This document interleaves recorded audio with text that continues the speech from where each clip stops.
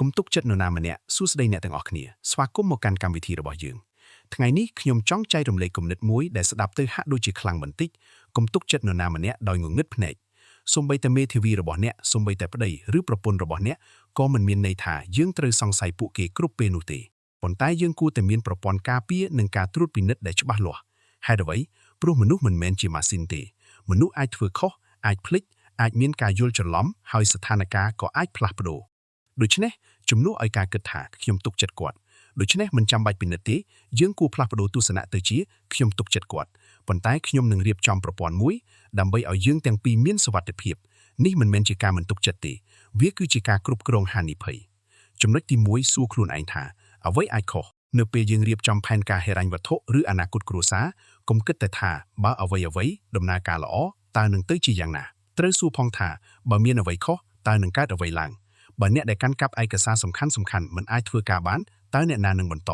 បើមានបំណុលឬបញ្ហាហិរញ្ញវត្ថុតើគ្រួសារដឹងពីស្ថានភាពដែរឬទេបើម្ចាស់ទ្រព្យសម្បត្តិមិននៅទីនេះតើកូនដឹងថាត្រូវធ្វើអ្វីទេការគិតពីបញ្ហាដែលអាចកើតឡើងមិនមែនជាការគិតអវិជ្ជមានទេវាគឺជាវិធីរៀបចំខ្លួនឲ្យមានភាពរឹងមាំចំណុចទី2កុំផ្ដោតតែលើមនុស្សម្នាក់ចំណុចសំខាន់មួយទៀតគឺគ្រួសារមិនគួររៀបចំអនាគតដោយពឹងផ្អែកលើមនុស្សតែម្នាក់ឡើយប្រសិនបើក្នុងគ្រួសារមានមនុស្សម្នាក់គត់ដែលដឹងពីទ្រព្យសម្បត្តិបំណុលគណនេយ្យឯកសារនិងការវិនិយោគទាំងអស់នោះគ្រួសារទាំងមូលអាចប្រឈមនឹងហានិភ័យដូច្នេះយើងគួរអភិវឌ្ឍសមត្ថភាពរបស់សមាជិកគ្រួសារទាំងអស់ជាពិសេសស្ត្រីក្នុងគ្រួសារក៏គួរតែមានចំណេះដឹងនិងការត្រៀមខ្លួនផ្នែកហិរញ្ញវត្ថុមិនមែនគ្រាន់តែទុកឲ្យប្តីជាអ្នកដោះស្រាយគ្រប់យ៉ាងទេហើយបុរសក៏ដូចគ្នាមិនគួរគិតថារឿងលុយជារឿងរបស់ប្តីឬរឿងទ្រព្យសម្បត្តិជារឿងរបស់ប្រពន្ធនោះទេគ្រួសារដែលរឹងមាំគឺគ្រួសារដែលសមាជិកមានចំណេះដឹងនិងអាចទទួលខុសត្រូវបានចំណុចទី3បណ្ដុះអ្នកជំនាន់ក្រោយប្រសិនបើយើងមានទ្រព្យសម្បត្តិថ្ងៃនេះប៉ុន្តែមិនបានបង្រៀនកូនឲ្យចេះគ្រប់គ្រងវានោះទ្រព្យសម្បត្តិអាចមិនស្ថិតស្ថេរនៅជំនាន់ក្រោយទេយើងគួរបង្រៀនកូនអំពីការរកប្រាក់ការសន្សំការវិនិយោគការគ្រប់គ្រងបំណុលនិងសំខាន់បំផុតគឺការទទួលខុសត្រូវព្រោះគោលដៅមិនមែនគ្រាន់តែចង់ឲ្យកូនទទួលមរតកទេគោលដៅគឺចង់ឲ្យកូនមានសមត្ថភាពរក្សានិងបង្កើនអ្វីដែលគ្រួសារបានកសាង